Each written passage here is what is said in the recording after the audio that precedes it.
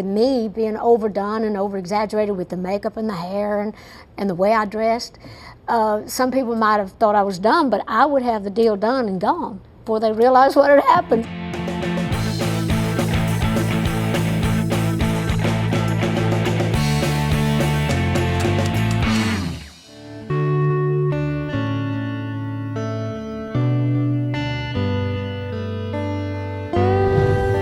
A perfect example of what Dolly has going on when it comes to business can be found in the story of her hit song, I Will Always Love You, which none other than the king of rock and roll himself, Elvis Presley, once wanted to record.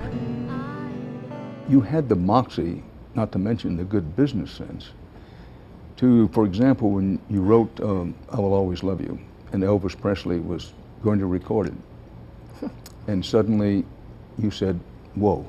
No. Tell me about that. Well, actually, Elvis loved the song. That was when he and Priscilla were having their problems, which I met her recently, and she told me that Elvis loved that song, and he had sung that to her on the day of their divorce. He said he kind of leaned in and sang a little bit of I Will Always Love You.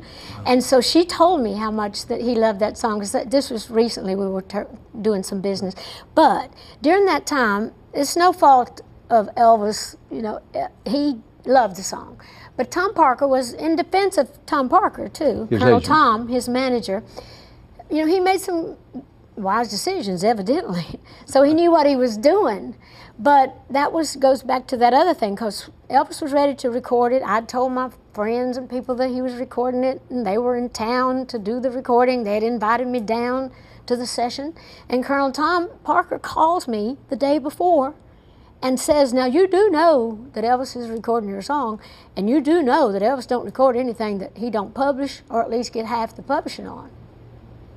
I said, really? Which is to say he would have the rights to the song. He would have the rights, at least half of the rights to the publishing of the song. I said, I can't do that. This song's already been a hit with me, and this is in my publishing company, and obviously this is going to be one of my most important copyrights, and I can't give you half the publishing. Of course, that's stuff that I'm leaving for my family. And he said, well, then we can't record the song. And I was just heartbroken. I said, well, I'm really sorry, but I can't do that. Well, so Dolly I Parton, didn't. That took guts.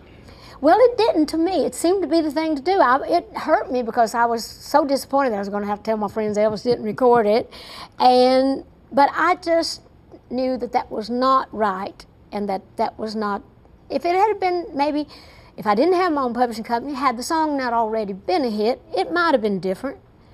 But I couldn't give somebody half of a song that had already been #1, and that was, you know, was evident, had already proved itself. Well, so, you had some redemption. Whitney Houston then, well, many yes. years later.